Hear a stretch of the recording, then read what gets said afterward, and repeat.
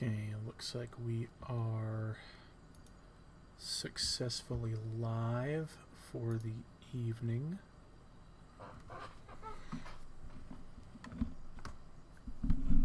There is one person in particular who wanted me to do this stream. I'm gonna see if I see him log in here before I get too deep into the deck.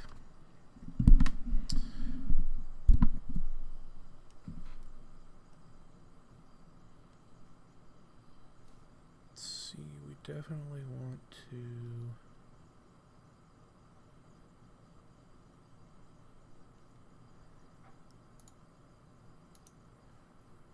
do this so that you guys don't have to look at that big ugly Windows taskbar down at the bottom. There we go. Now you just have to look at that big ugly Windows background down at the bottom.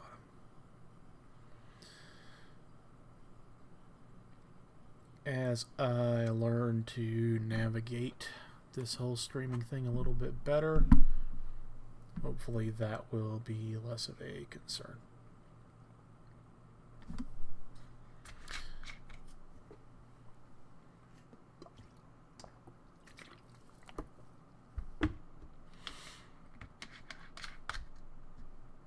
All right.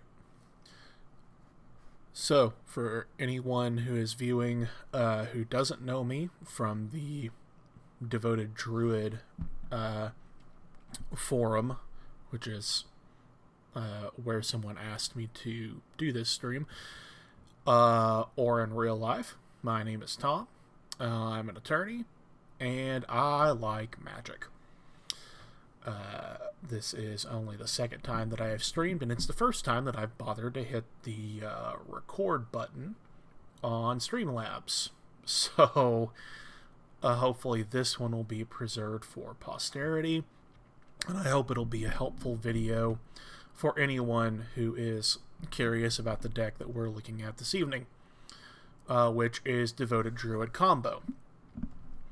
Now, for some time, the Devoted Druid Combo type decks, or the Creature Toolbox decks, have also colloquially been known as Collected Company or Devoted Company, or things like that.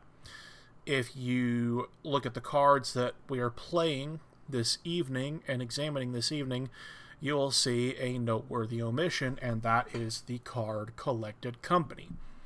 So the biggest thing that has changed about this deck in the first half of 2019 is that a lot of folks have either cut down on the number of collected companies. It used to be an auto-include 4 of in this deck, or they have stopped playing Collected Company altogether.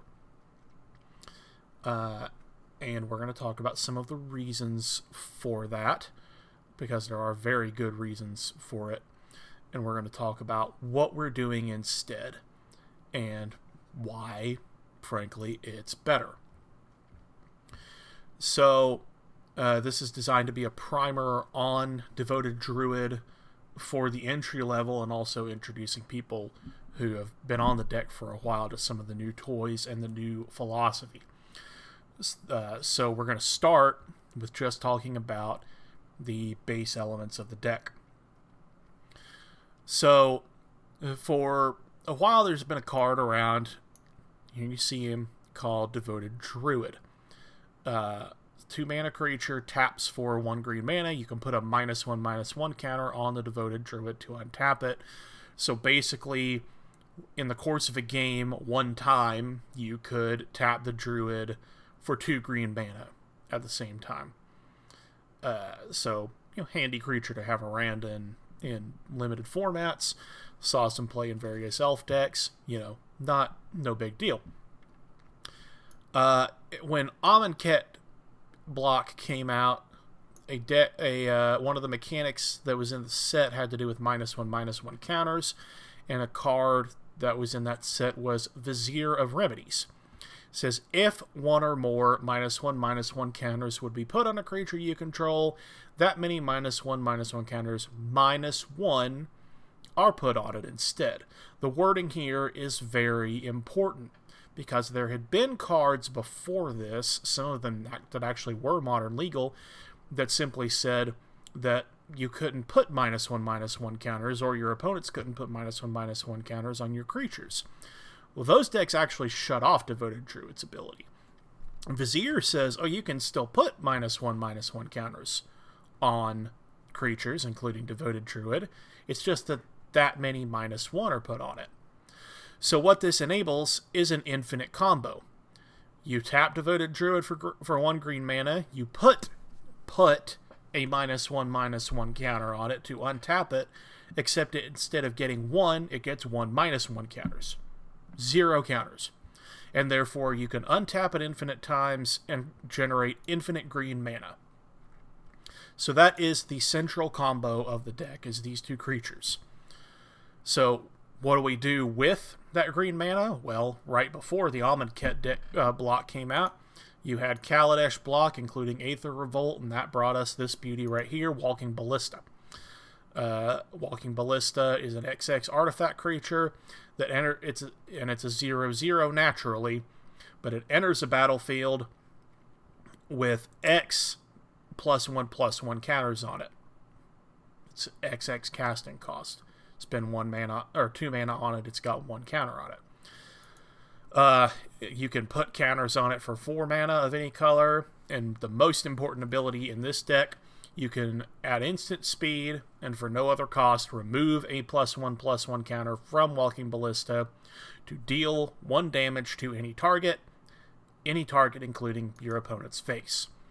So, the core of what you're trying to do with this deck is you get Devoted Druid on the field. It has to survive for a turn because it has to be able to tap in order to do this, and it comes in with Summoning Sickness, of course. The next turn you get down a Vizier of Remedies, then you find a Walking Ballista, and you load it up with enough counters. You float enough mana and then cast it for enough counters to kill your opponent. There's a secondary combo that is in the deck. It has to do with Shalai, Voice of Plenty, a card that came out in Dominaria. For 6 mana, she allows you to put a +1/+1 counter on each creature you control, so you can take the infinite mana from Devoted Druid and simply grow whatever creatures you have on the field, including the Druid and the Vizier themselves, sufficiently big so you can attack your opponent to the face. So those are your 2 primary mana sinks for this infinite mana that we're generating with Devoted Druid, and they had been for some time.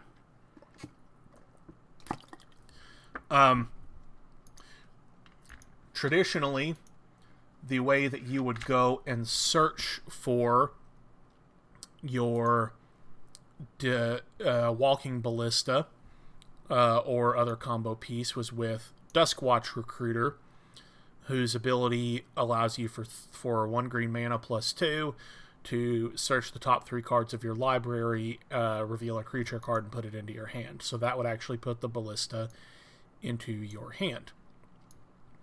People married this combo here into sort of an existing shell that was a value shell, sometimes just called Creature Toolbox.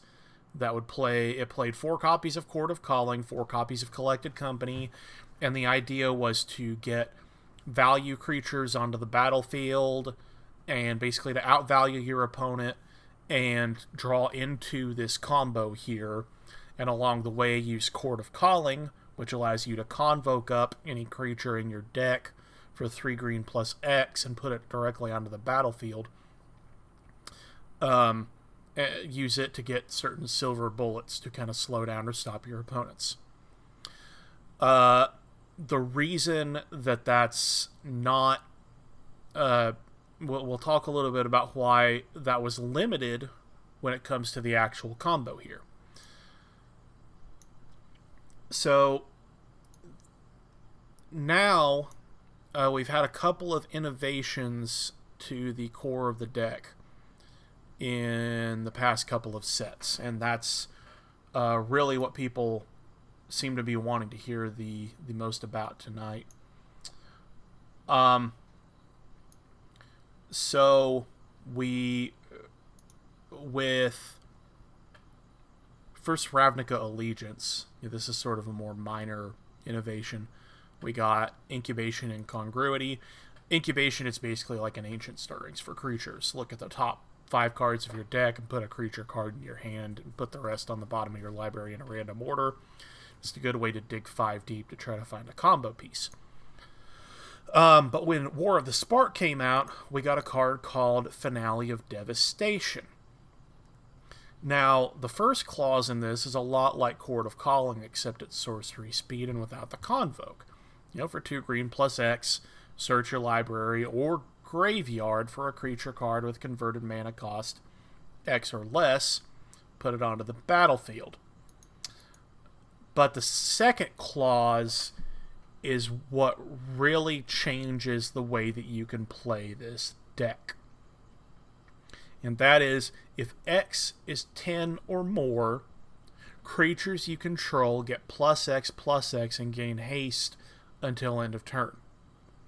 Now, the limitation that we had with the Coco decks, the Court of Calling plus Collected Company decks, is that you cannot Court of Calling for Walking Ballista. Walking Ballista would come onto the field because it would be put directly onto the field with no +1/+1 counters on it. As a 0/0, it would immediately fall to the graveyard. You could not put Walking Ballista directly onto the field with Collected Company for the same reason. Collected Company allows you to search the top 6, put any 2 creatures with CMC 3 or less directly onto the battlefield. If you did that with Walking Ballista, it would fall straight off the face of the earth. Coco also could not fetch Shalai, of course, because it's a 4-mana creature and not a 3. Finale allows us to directly fetch the Walking Ballista because once we have the infinite mana, because if X is 10 or more, Walking Ballista, instead of coming in as a 0/0, it gets +X till end of turn, which means it comes in as a 10/10 or more. So we can put it directly onto the battlefield with the Finale of Devastation. What the other thing that Finale of Devastation allows us to do as a sync is the Finale of Devastation itself can be the finisher. It can do basically what Shalai does by pumping up the Vizier and the Druid themselves because they get +X until end of turn. You just make them an arbitrarily huge creatures, and if you've got an open lane to swing, you just swing at your opponent and kill them that way. It's because you're going to be fetching a creature anyway, it's usually good to go ahead and get the Ballista, and then if that plan falls apart for some reason, you can always load it up with counters at instant speed and kill them. Finale also allows us to deal with one of the weaknesses that the deck sort of has, which is, of course, this is a 2-mana creature with 2 toughness. This is a 2-mana creature with 1 toughness. 2 of the worst cards against this combo happen to be Lightning Bolt, which is the most played card in Modern, and Fatal Push, which is a popular kill spell. Assassin's Trophy, now being a super versatile kill spell, also kills one of these guys. Gives us back a land, but land is not getting us there. Finale can now fetch those guys from the graveyard and put them onto the battlefield. Finally, because Finale is capable of giving a creature haste, if you have a really, really long game going on, this is an extremely corner case, by the way. This very rarely happens. But if you somehow have 12 mana available to you on the field, you can actually direct fetch for a Druid and bring it in with haste. Because it has haste, it does not have Summoning Sickness. So you can see, Finale of Devastation, huge upgrade for us over both Court of Calling and Collected Company.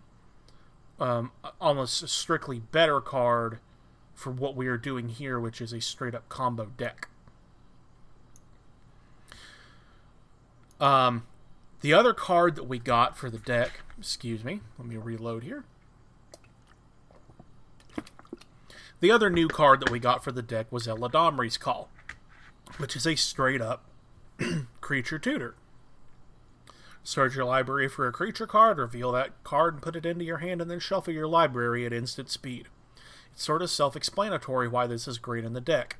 It costs significantly less than Chord of Calling because it's 2 mana, and again, it puts the creature into your hand. So it does not try to put Ballista on the battlefield and fail. So, like Finale, Eladamri's Call allows us to actually get the Ballista into our hand and then cast it and then execute our kill. So we still have a 1-of Chord of Calling in our deck as sort of a 9th tutor, direct tutor. It can still be handy to be able to convoke up a creature. It can still go and get our silver bullets for us, and the instant speed is often relevant. So it's still worth a deck slot in this version of the deck. And I forgot to mention at the beginning, the main deck here was borrowed from a deck list by Brian Rogers, who is a Star City Games Tour player whose team top 8'd the Star City Games Team Open on June the 30th of this year. So this main board is mostly his. I've toyed with a couple of things in the mana base we'll talk about, and I've tooled with the sideboard some. So finally, as far as tutors, we talked about the issue that the Druid and the Vizier do tend to get killed. See, we'll talk. I see we've got a question in the chat about the Kitchen Finks combo, and I'll talk about that in a second. Basically, we're all in on the Druid plan at this point. Personally, I was never a big believer in the Kitchen Finks plan anyway. But we're all in on the Druid plan because we have enough pieces to be all in on it. So Postmortem Lunge deals with the issue that the Druid and the Vizier die very easily. You can bring them back from the graveyard, and specifically the Devoted Druid you can bring back with haste. Again, when it comes back with haste, you don't have the summoning sickness problem. You can combo off immediately. It's also handy to be able to pay just the 2 life and the 2 mana. So even if your Druid's gotten killed with only 2 mana on the field, you can play with 4 mana on the field, you can play the Postmortem Lunge and the Vizier in the same turn and start going off. Let's see. So, the thing that makes this deck great is that it can win with significant consistency on turn 3, and ultimately that's what we're trying to do. You have to have, in order to pull off the turn 3 win, here's what you need. You need a turn 2 Druid, and you need 2 white-green mana sources available to you. That's the way to make sure you can do it with the other necessary pieces. And then you need a Vizier, either in hand or a tutor for it. You really need the Druid in hand more than you need the Vizier, because it's easier to tutor for the Vizier than it is to tutor for the Druid. You can actually use the mana from the Druid in order to fetch the Vizier. Remember, I mentioned earlier that the Devoted Druid basically once per game, and this is before the Vizier is on the battlefield, can get you 2 mana.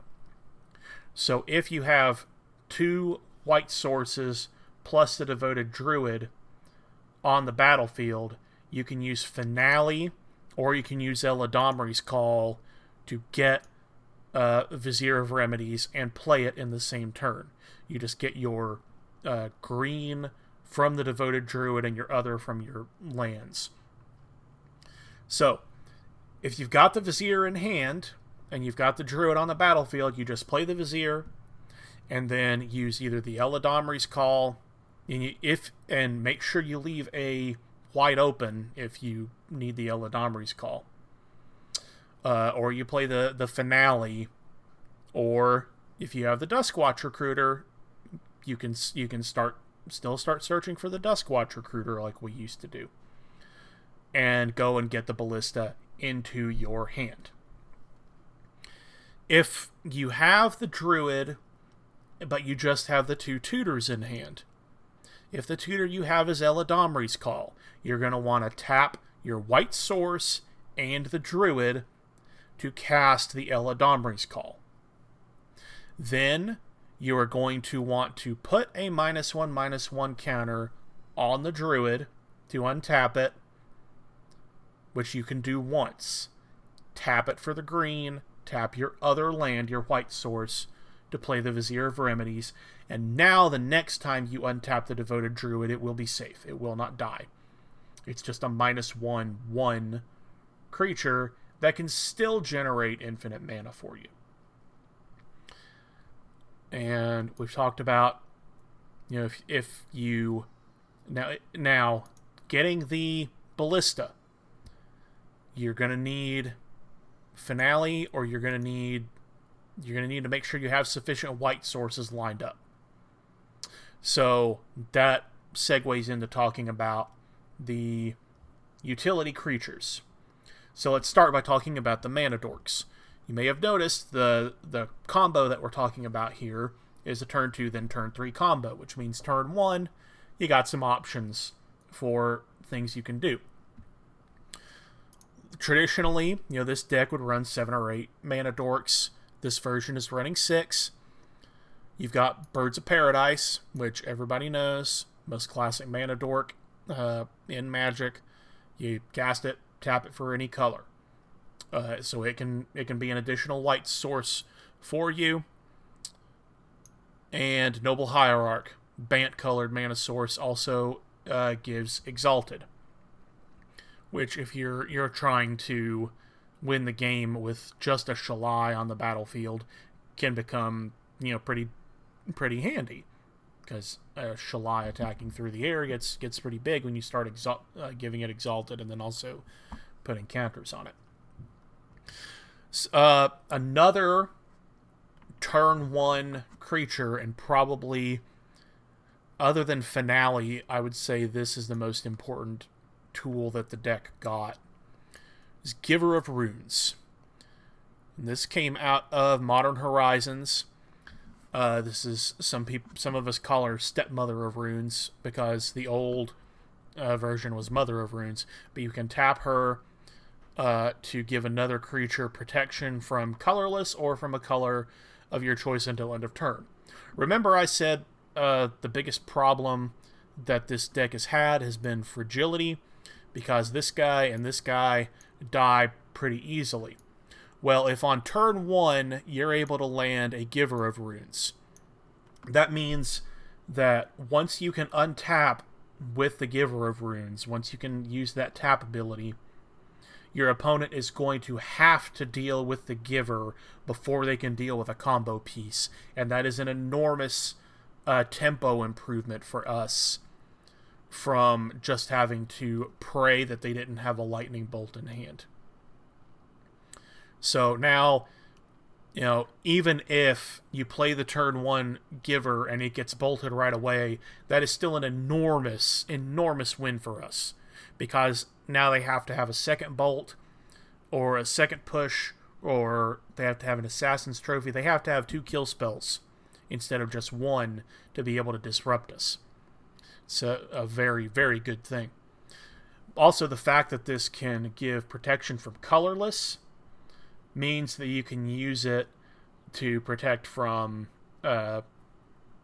what's the card? Galvanic Blast is red. Oh, I know what I was thinking of. So, being able to give one of your creatures protection from a given color also means that with a giver on the field, you can use any of your creatures as a blocker and just give it pro a certain color. Be very careful about doing that, though, because a smart opponent will threaten you that way, and use it to, they'll attack you with a creature of one color to try to get you to give pro one color to a blocker, and then axe your combo piece with a kill spell of a different color. So I would really only use giver for that function if you've got two givers available, or if the mana situation on the other side of the table allows you to do it. Duskwatch Recruiter is still in the deck. We talked about what he does. The other side of Duskwatch Recruiter, when he flips, he becomes a 3/3 creature that reduces the cost of all your creatures by one generic mana. So sometimes that can be an enabler. You don't have, it's not a very reliable thing to do, but sometimes if you've got nothing else going on, letting him flip into a 3/3 for your opponent's turn, it can be a real play. Eternal Witness, we still play two of those in this version of the deck. Basically rebuys anything from the graveyard. A Ballista that's been axed, especially with like a Thoughtseize or an Inquisition of Kozilek, or another discard spell like that. A combo piece that's been killed, a tutor that you want to have around, anything of that sort. And then it sticks around and can chump, basically like a champ. Also, when we talk about the sideboard here in a minute, it can help you recycle the sideboard bullets. So it's still a very high value creature. There have certainly been times where I'm underwhelmed by Eternal Witness with this version of the deck, to be perfectly honest. But there's nothing that is higher value for the main board than the Eternal Witnesses. So justifiable as a 2-of for certain. So when discussing things as utility creatures, we should also remember that we do have Walking Ballista in the deck, and that Walking Ballista can be a removal piece if we need it to be. Prime example is if your opponent is on humans and there's a Meddling Mage on out there on Duskwatch Recruiter, or not Duskwatch Recruiter, Devoted Druid. Walking Ballista, if you've got sufficient mana on board, can kill the can get rid of that Meddling Mage, allow you to combo off. You can also use Walking Ballista to pressure Planeswalkers, get rid of a problematic one like that. Alright. So someone asked about other combos in the deck. I want to make sure that I sufficiently addressed that. So when Vizier came out, the deck was very kind of Vizier-centric. And another combo that is out there with Vizier is Kitchen Finks plus a sack outlet to gain infinite life. So Kitchen Finks is a creature that says when it enters the battlefield, you gain 2 life. And it has Persist, which means when it dies, it comes back with a -1/-1 counter on it. With Vizier, that means it effectively always comes back and you always get -1, or you always get your life. And people would pair it with Viscera Seer, which is a 1-black creature that allows you to scry 1, sack a creature to scry 1. We don't really have to play that anymore because we have tutors that are significantly better than the Viscera Seer. We don't want to play it anymore because we now have another turn 1 play that is way, way, way, way, way more important than Viscera Seer ever was, and that's Giver of Runes. So I hope that sufficiently answers why we haven't bothered with that combo.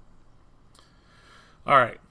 So moving over to the sideboard, we do still retain some evidence of the old creature toolbox sort of mentality with some of these creature bullets. Isn't infinite life also very annoying on Moto? Yeah, infinite life is not a win condition, guys. If there was any value to that combo, it was the infinite scry, and then it's like, well, you're still not really winning without the druid, you know. And if you got the vizier and the druid on the battlefield, what are you doing with infinite life? I think Finks was really, when I used Finks more, it was also a really good value creature, just because it did gain the life against burn type stuff. But we have a new answer for that actually came out of Guilds of Ravnica, which we'll be talking about. Actually, that's the first bullet that I wanted to talk about, even though it's over here in the 3 mana column. So, if the core of the deck, the old core of the deck, was silver bullets, Knight of Autumn is sort of a Gatling gun, because it deals with, like, everything. Not literally everything, but so many different situations. So Knight of Autumn, when it enters, is a green-white creature that when it enters the battlefield, you get 3 options. Put 2+1/+1 counters on it to turn it into a 4/3 beater, destroy target artifact or enchantment, or gain 4 life. That's a whole lot of good stuff. I have, in the past, main decked Knight of Autumn because of how many things it's good against. So artifact destruction, it can blow up if somebody sits an engineered explosives out there on 2 to sort of deter you from playing your combo pieces. Knight of Autumn can blow it up. If you're up against Affinity or one of the Whir decks, Knight of Autumn can blow up one of their pieces. A Steel Overseer or something like that that's a real problem that's going to give them the win, or an Arcbound Ravager. That's what I couldn't think of. It can blow up Urza's giant construct if they get a big one on the field. In the Thopter Foundry deck, it can blow up Sword of the Meek. Although that doesn't last very long, as I understand that deck.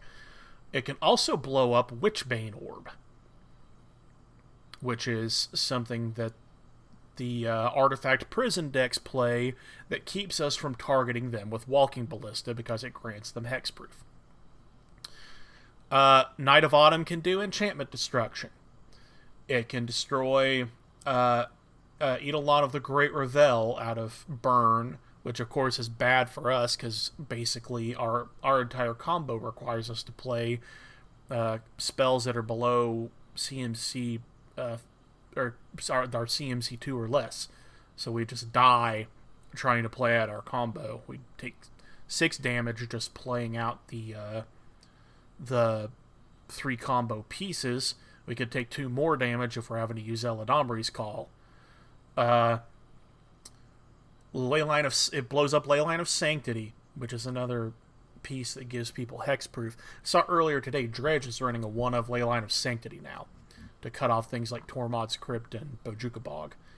So, and they might bring that in against us because it randomly is good against us. Worship, which you sometimes see, another thing that says, you just can't kill your opponent.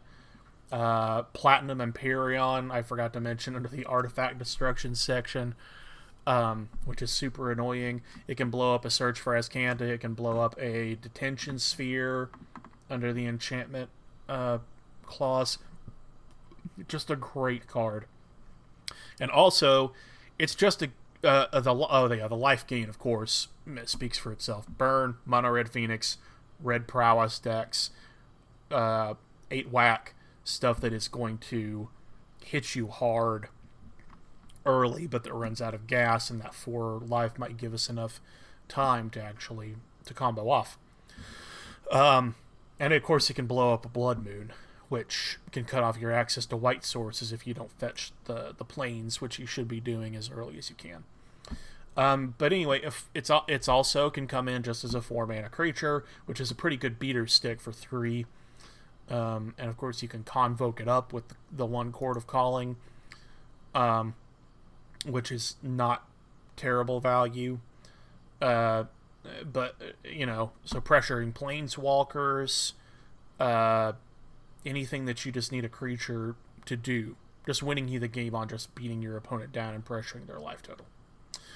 Tireless Tracker, also a good beater. More importantly, this is a card draw creature because of the investigate ability. So whenever a land enters a battlefield, creates a clue token that can be sacrificed for 2 mana. You draw a card, and whenever you sack that clue, it gets a counter. So extremely good against BGX, good against control because it's an early threat they have to answer, good against targeted discard, good against stuff like 8 Rack, not to be confused with 8 Whack, which I mentioned earlier, and another good beater stick. If you're in a matchup where you don't think you're going to get to combo off, these 2 guys are probably going to be your dudes that are going to get you there, but this deck is not as good if you don't think you can combo off as it was before. And Deputy of Detention is about as general a card as you can get. Enters a battlefield, detains a target non-land permanent. And all other non-land permanents with the same name. So against token strategies, this can be a blowout card. More often than not, it just takes something problematic off the battlefield to allow you to combo off. This is not in Brian Rogers' version of the deck. I put it in place of one of his Nissa Voice of Zendikars, because it's just not a card that I play a lot personally. And it's also the most versatile creature that you can put in this spot, I think.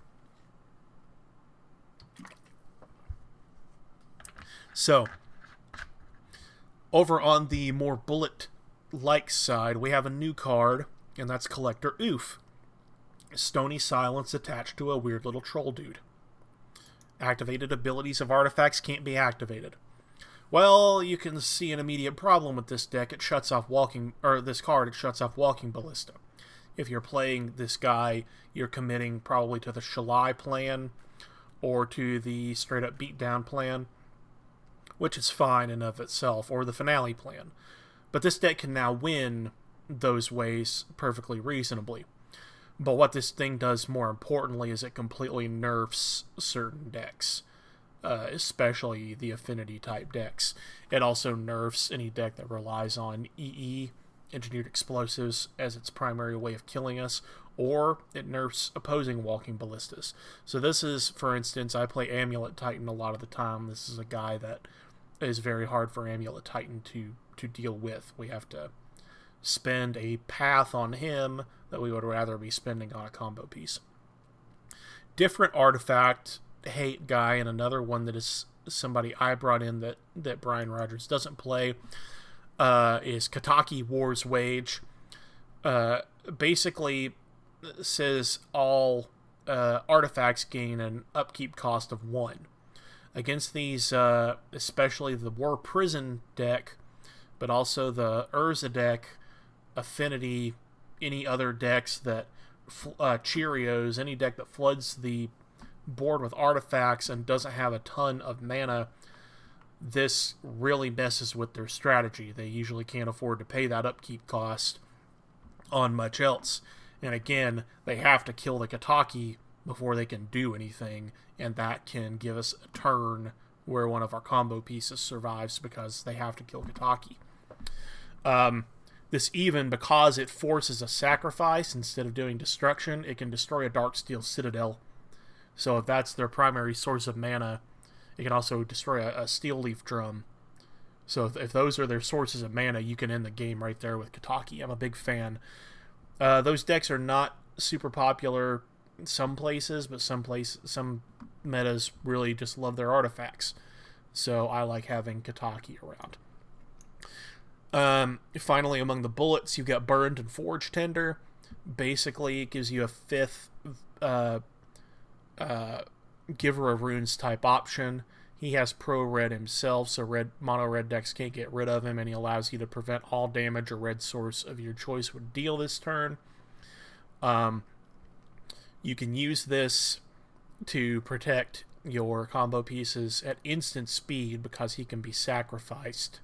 So you cord him up, you play him, and you sack him immediately. Or you can sit him out on the battlefield on turn 1, and then you can sack him at any time. You don't have to be able to tap him. But the one thing he can do that the Giver of Runes cannot is that he can stop red sweepers, Anger of the Gods, Sweltering Sun, Slackstorm, which can be extremely handy. Other things, Chandra, Torch of Defiance. He can also just save you some life against goblins, or if you really, really need a Mantis Rider, not to kill you, I guess, but I don't think you would bring him in against humans. I guess he could stop a Kessig Malcontents too. Maybe you do bring him in against humans now, because Kessig Malcontents has been back on the rise. So pretty good little dude to have around. There are some bullets that I'm not playing in this version. Probably the most noteworthy omission is Scavenging Ooze. And it should become kind of clear why we're not really bothering with good old Skoos. He's really good graveyard hate because he literally just eats stuff out of their graveyard. I am not playing Skoos here because when Hogvine was around, the deck just went ahead and adopted Rest in Peace, which of course shuts off your access to your own graveyard, which can be inconvenient. But against decks like Dredge and Hogvine, especially post-Bridge Hogvine, this is kind of game-ending by itself. And because they don't tend to bring in enchantment hate against us, at least yet, this can be a real trip-up card against them. I actually had an opponent, a Dredge opponent, who was ahead on board, just scoop against me when I pulled this out the other night because he wasn't going to be able to do anything about it. So whenever you bring this guy in, you're usually going to want to take out your Eternal Witnesses and your Postmortem Lunges, or at least some number of them, because they become dead cards once you hit it, and you really do want to hit it. But it's not tutorable, so it's not as reliable. Path to Exile, most versatile creature killer in the game. Just bring it in when there's a creature that is problematic enough that you know you're going to have to kill it. Bring it in against humans for Meddling Mages. Bring it in against Amulet Titan for Primeval Titans. Bring it in against Kogak for Togak or Vengevine. And because it exiles, that's always good. And Thoughtseize, one of the black spells that we do still have in the deck. Just straight up targeted discard, helps you against removal heavy decks, Control, Jund, BGX, allows you to take that removal out of their hand. Also, you would bring this in against combo, Ad Nauseam, maybe Storm, although I still need to learn more about Storm to know what I would target with this guy. And just strip something from their hand that's going to kill you before you can combo off. And then over here we have a one of Ravenous Trap that's also for the graveyard decks. And at one point the deck was running 4 of these to deal with the Bridge Vine before the Bridge ban. But I've kept the one in because I haven't gotten to cast it yet, to be honest. So I want to see what it does. Looks fun. Alright, a word on the mana base. I have made 2 small changes to the mana base that Brian Rogers ran. I do a 1 of Overgrown Tomb and a 1 of Breeding Pool. I think he had the Overgrown Tomb in his, but the Breeding Pool is mine. And that's only because I want to be able to cast the other side of Incongruity, and because I want to be able to hard cast the Deputy. The Deputy was my addition. The other side of Incubation Incongruity, which is Incongruity, allows you to exile target creature and replace it with a 3/3 green Frog Lizard token. It's just some main deck creature hate that could become extremely relevant. You've got 8 fetch lands. It used to be that we had the Verdant Catacombs because black was very important, and you needed to be able to fetch a swamp. The truth is, this Verdant Catacombs could be any forest fetcher because you're almost always going to want to fetch either for a basic forest or most often for one of your 2 temple gardens. So we've got 2 temple gardens, 2 razor verge thickets, and 3 horizon canopies to give us a lot of untapped green and white sources to maximize our ability to combo off. Personally, I'm playing the 3 horizon canopies because I have a rental subscription, which I mentioned that now. I need to talk about that a little bit more in a second. That allows me to rent them. In paper, I own 1 horizon canopy, and I have no intention of buying more of them. I recognize that this weakens, the deck, because this is just a great source of late game card draw or mid game card draw, as well as being a good mana source. But at $60 a pop, and when they just basically reprinted or printed a new set of horizon canopy type lands in every color combination imaginable, you can expect them to reprint it at some other time. And then the one of Plains, that's in there because of Blood Moon and for Assassin's Trophy value, because you need to be able to make sure you've got enough white sources to pull off your combo. All right, do we have any other questions before we start trying to play some games?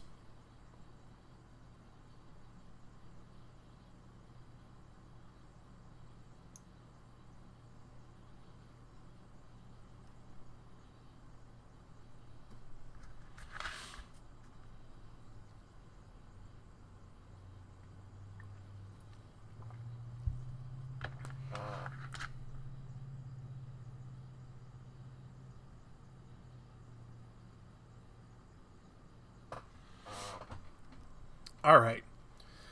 So I want to talk a little bit about the donation bar at the top. I am going to be doing more with this stream in the coming weeks, coming months, hopefully. I have an idea that I'm actually planning to do a full launch of on Tuesday, July 23rd, which is a special day for me, and I'll talk about why on that date when I go live. But my first kind of donation goal for the stream is to try to make it self-sufficient. So I play MTGO on a rental subscription that my wife is generous enough to let me pay for every month. It's the primary way that I play Magic these days since we had our 3rd baby, and I can't spend days on end at the shop anymore like I used to. I try to make it in when I can, but I'm mostly playing online now, and I do enjoy it because I get to play Modern more, which is my favorite format. So I'm going to try to produce content that is useful for people, not just playtesting type stuff, but also primers like this one to help people learn and understand some of these decks that I think are good for especially beginners, and they can be built on a relatively low budget. So my initial goal is to try to get myself to where I've got about $50 a month coming in from streaming. It might be a little ambitious, but if you don't set a goal, you can't meet a goal, as they say. So I am going to end this recording. I will be back later this evening doing some actual playing with the Devoted Druid combo deck. And I will also record that playtesting session, and will hopefully be able to upload it later. So thank you for joining me. This is Tom signing off with the Devoted Druid Primer.